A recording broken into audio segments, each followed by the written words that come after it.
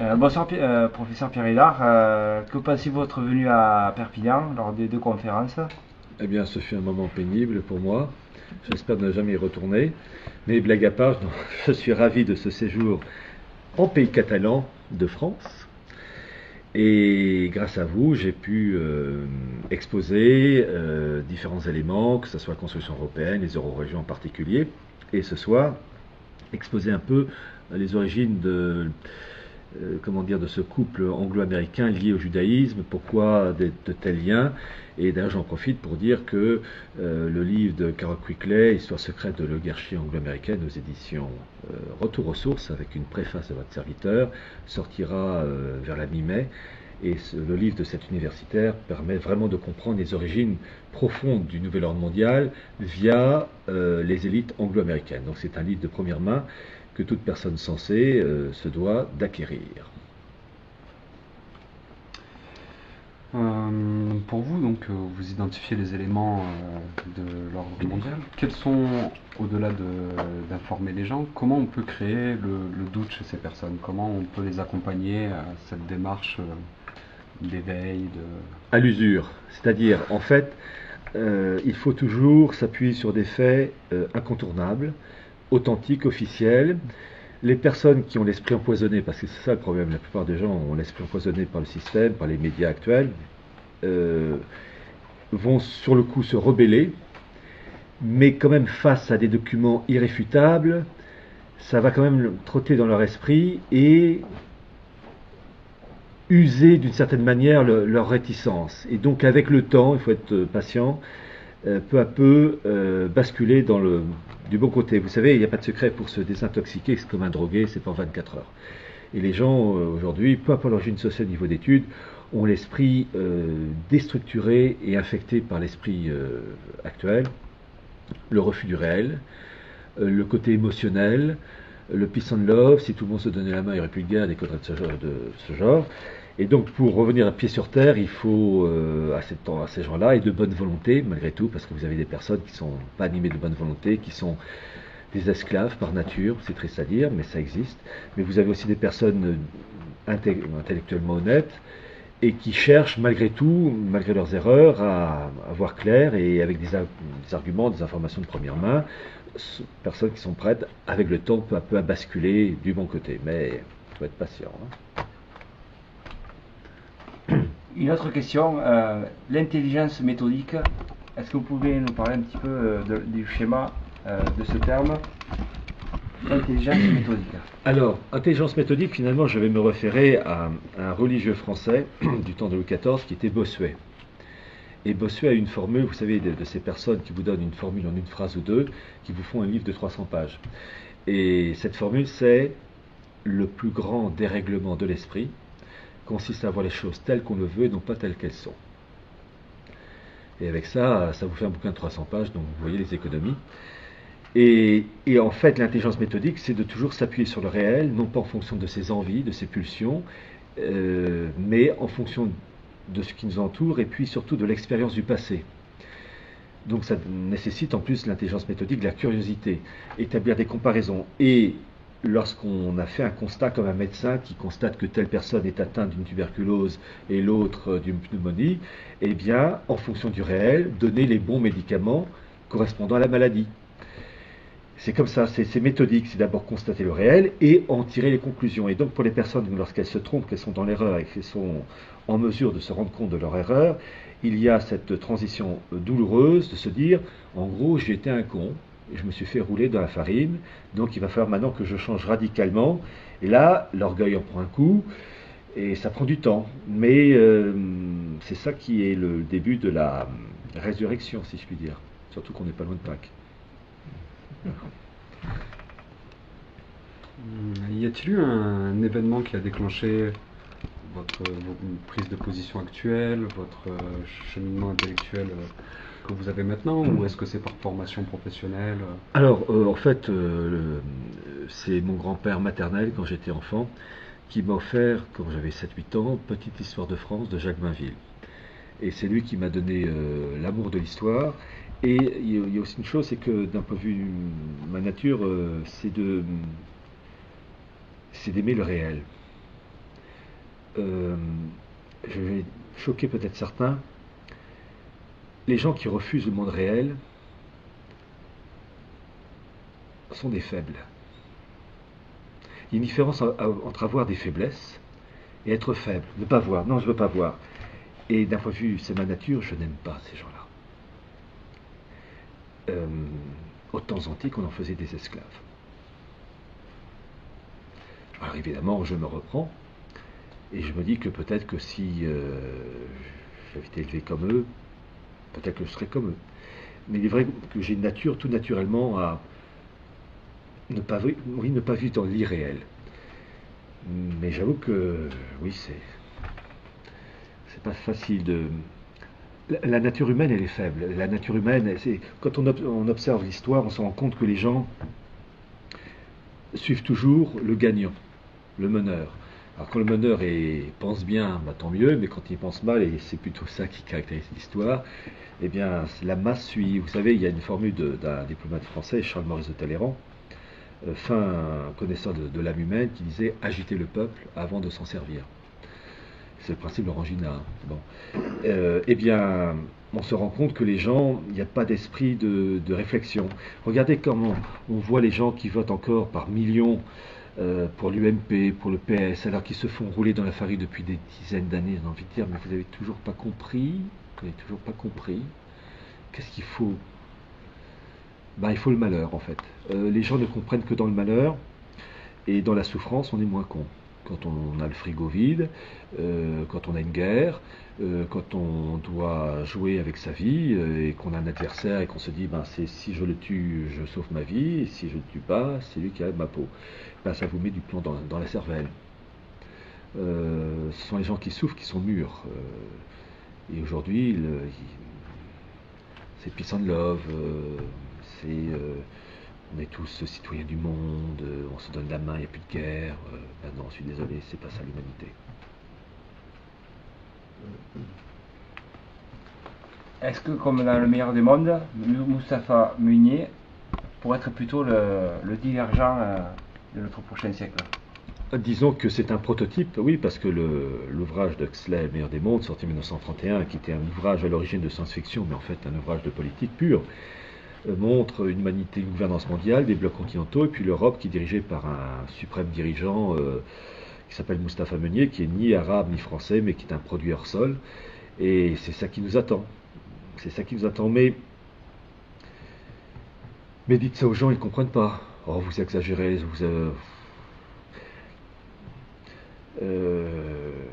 en fait, c'est triste à dire, mais le malheur, j'en reviens, met du plomb dans la cervelle. Et il faut, face à des gens qui sont abrutis par des émissions de la Secret Story et compagnie, il faut des coups durs. Vous savez, je pense aux Français, même aux Européens, mais jusqu'au XXe siècle, mettons le XIXe siècle, où la plupart des Français étaient paysans. Là, il faut vivre avec le réel, voir le climat, la qualité de la terre, voir la bête, le cochon, la vache, etc., qui est en bonne santé ou pas. Là, il ne faut pas rêver. Et ça vous fait des hommes solides. Vous savez, on parle toujours de la guerre de 14-18. On oublie une chose, c'est que certes, il y avait un armement, mais ce qui a fait que la France a tenu, c'est que la plupart du temps, ces soldats français, c'était des paysans. Et des gens solides. Avec leurs défauts, leurs faiblesses, évidemment, mais des gens solides. Qui avaient des moments de creux de vague, évidemment, parce que, évidemment, l'enfer de Verdun, mais qui ont tenu. Mais nous, on aurait vécu en 1914, 1915, mais les 9/10 des Français n'auraient pas tenu, ils auraient eu leur crise de nerfs, leur incompréhension, et ces Français de 1914, c'était des soldats, c'était des mecs. Et les femmes qui étaient à l'arrière du front pour faire tourner les usines d'armement, c'était des femmes, pas des minettes. Et nous, c'est tout l'opposé. Nous, c'est des êtres émasculés, plus de mecs, plus de nanas, ce sont des... La guerre 14-18, pour moi, c'est révélateur, que ce soit côté français, mais côté allemand, côté anglais, évidemment. On avait affaire à des hommes et des femmes, et aujourd'hui, sauf exception, il n'y a plus d'hommes, il n'y a plus de femmes. Il y a des sexes masculins, il y a des sexes féminins, il n'y a plus de mecs, et il n'y a plus de vraies femmes. Je vais citer un cas d'une vraie femme, je suis contre sa politique, En plus, elle faisait partie du système mondialiste, mais je dois reconnaître, même si je ne suis pas d'accord, c'est Margaret Thatcher. Elle était d'origine sociale modeste. Son ascension sociale, elle l'a due uniquement à son travail personnel. Elle était une femme dans un milieu d'hommes, et en plus milieu anglais plutôt misogyne. Eh ben, c'est une sacrée femme. Après, évidemment, sa politique, je n'aime pas. Mais c'est une femme, pas une minette. Voilà, c'est une femme.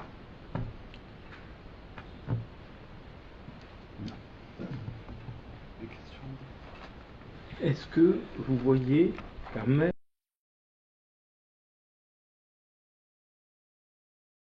métaphysique ou spirituel d'un éveil des Français ou des peuples du monde?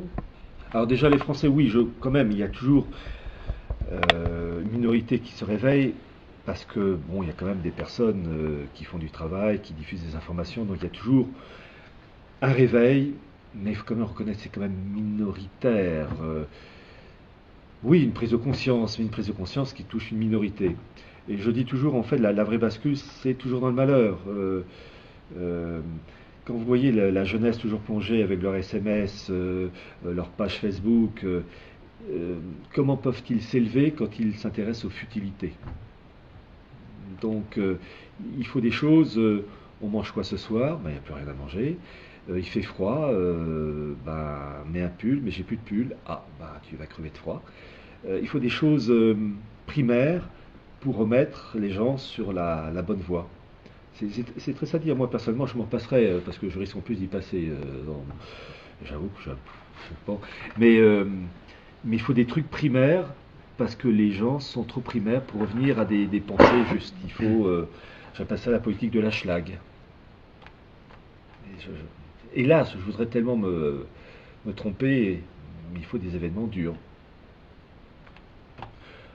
Et puis bon, à titre personnel, je crois en un coup de pouce à la Providence. Parce que humainement, c'est cuit. Hein. Ça, il ne faut pas se leurrer. Mais cuit ne veut pas dire ne rien faire. Il faut toujours reprendre la phrase de Sainte Jeanne d'Arc. De par Dieu, les hommes se battront. Et Dieu donnera la victoire, c'est qu'on fait de son mieux. Et avec le coup de pouce de la Providence, ça repartira. Parce que j'ai la certitude du renouveau. Mais on va, pardonnez-moi l'expression, en chier comme des Russes avant de remonter. Surtout qu'ils risquent, eux, de jouer un rôle particulièrement important en liaison avec le monde musulman contre l'Europe occidentale.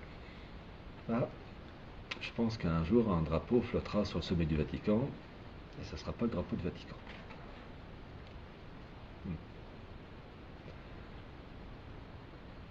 Est-ce que vous voyez, par exemple, certaines prophéties antiques ou plus récentes, comme celle de Baba Vanga ou des gens comme ça, qui pourraient se réaliser, ou comme les secrets de Fatima, dont personne ne sait grand-chose encore aujourd'hui, mais Disons que le secret de parce que Fatima... vous parlez du drapeau qui flotte sur un drapeau étranger qui flotterait sur le Vatican, c'est quand même repris dans pas mal de théories, de voyants, de médiums. Ou de mystiques, parce que les médiums, c'est pas catholique. Quand on dit catholique, disons que on peut dire que le péché mortel existe aussi pour les États.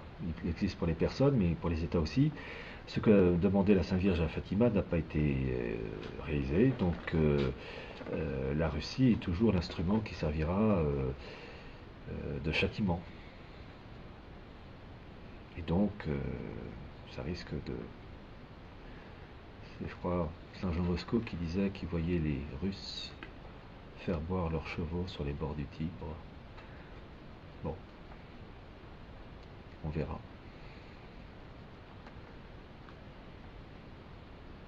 Merci. Ben oui. 14 minutes. C'est bien. Terminé. C'est plaisir. Allez, vas-y, c'est bon. On refait la question. Donc, question bonus. Pourquoi est-ce qu'il y a un distinguo dans l'appellation de la Constitution, donc la Déclaration universelle des droits de l'homme et du citoyen? Pourquoi est-ce qu'on fait ce distinguo de l'homme et du citoyen alors que c'est pas expliqué ou pas repris dans la Constitution ensuite? Alors, droit de l'homme, évidemment, c'est la vision à l'échelle planétaire, et citoyen qui concerne le citoyen français. Mais la France, dans cette mission, elle a une mission très importante, puisque, ayant, entre guillemets, violé le baptême de Clovis, elle doit avoir la politique inversée, qui est d'être un peu la figure de proue, via cette déclaration des droits de l'homme, qui est en fait une émanation du noachisme issu lui-même de la synagogue, doit être la figure de proue plus que d'autres pays, et donc elle a un rôle en tant que citoyen de cette République française qui est finalement un oachisme institutionnalisé. Donc elle a un rôle particulier, donc le citoyen français, ou la France en règle générale, a cette mission particulière du fait de son reniement du baptême de Clovis. Donc droits de l'homme pour la planète entière, et la France a ce triste privilège d'avoir cette citoyenneté comme pour mettre en valeur ces droits de l'homme. Donc citoyen français qui joue un rôle particulier. Bon. J'ai une question, excusez-moi. Qu'est-ce que l'universel, vraiment? Le terme universel. Universel, ça dépend dans quel domaine. Universel au niveau de l'espace, universel... Alors c'est universel, parce que dans universel, il y a le mot un, unique. Voilà, c'est... Il y a une vision religieuse. Une vision religieuse, religieusement. Alors oui, effectivement, que ce soit dans l'islam ou dans le judaïsme, vous avez Dieu l'unique, monothéisme, mais vous avez, comme je l'ai dit tout à l'heure, ce caractère particulier du catholicisme, qui est ce dogme qu'on ne peut pas expliquer scientifiquement, qui est la Sainte Trinité, qui est abhorré et détesté par le monde juif et même musulman, parce qu'ils n'aiment pas cette chose-là, il faut le dire en toute franchise. Et donc c'est un universel trinitaire. Allez expliquer ça. Voilà, c'est un mystère, mais il y a des moments où l'humilité a du bon. C'est-à-dire qu'on doit se plier à des choses que l'intelligence humaine, même la plus grande ou la plus fine, ne peut pas expliquer. Mais le catholicisme a une vision universelle. C'est faire en sorte que le Christ soit le roi des nations. D'ailleurs, l'épiphanie, le 6 janvier, c'est quoi? Ce sont les rois mages, qui représentent un peu toutes les origines de l'humanité, qui rendent hommage à l'enfant Jésus, le roi des nations. C'est ça l'histoire. Et comme par hasard, Sainte Jeanne d'Arc est née un 6 janvier. Et comme par hasard, avec des guillemets, parce qu'en fait c'est un clin d'œil de la Providence, Sainte Jeanne d'Arc est née à Don Rémy. Donc il a l'abréviation de Domus, la maison de Rémy, le nom de l'évêque Saint Rémy, qui a baptisé et converti Clovis. C'est pour rappeler la mission particulière de la France. Et le caractère universel, la France est le porte-drapeau du Christ, roi des nations, et la France finit l'Église pour répandre la parole du Christ. Voilà, il y a un fond mystique, et donc la France est le pays à abattre en priorité comparé à la Finlande, Bangladesh ou l'Indonésie, parce que la France a cette marque qui la distingue des autres. Et pour le moment, elle est rebelle depuis 1789, mais ça va se terminer dans quelques temps. Comme on dit souvent l'histoire bégaye, pourquoi ne pas arriver à une alliance de circonstances comme on a connu sous François Ier, qui s'est allié avec Suleiman le Magnifique et les protestants allemands? Pourquoi pas un éveil, une union sacrée citoyenne de tous les citoyens français de toute origine et diversité face à l'inéluctable? Alors, ce principe, il faut déjà, quand on émet un souhait, il faut voir si ce souhait correspond au monde réel. Est-ce que des peuples ayant des référents religieux, civilisationnels différents peuvent tout d'un coup, par paquet de millions, s'entendre? Déjà, on a déjà du mal à se marier et à s'entendre avec une personne, alors que des millions ensemble, réunis, vous savez, la grande plaisanterie que le mariage c'est Sacha Guitry, le mariage est une merveilleuse institution qui permet d'affronter à deux des problèmes qu'on n'aurait jamais connus en restant seul. Alors quand il s'agit de deux personnes, déjà c'est pas facile, mais mettre d'accord des personnes par paquet de millions qui pensent différemment, vous savez, il n'y a pas de secret, la force d'un pays repose sur l'unité de sa culture. Ça, au même titre que pour se marier, il vaut mieux se marier avec quelqu'un qui a grosso modo la même origine sociale, la même tournure d'esprit religieuse, philosophique, pour éduquer les enfants quand on s'entend sur les bases et qu'on s'engueule entre guillemets que pour des petits détails, même mariage dur. Voilà, donc c'est pareil pour un peuple, il faut des référents communs de la vie de tous les jours, et avec ça un peuple tient, et puis un idéal aussi pour rehausser.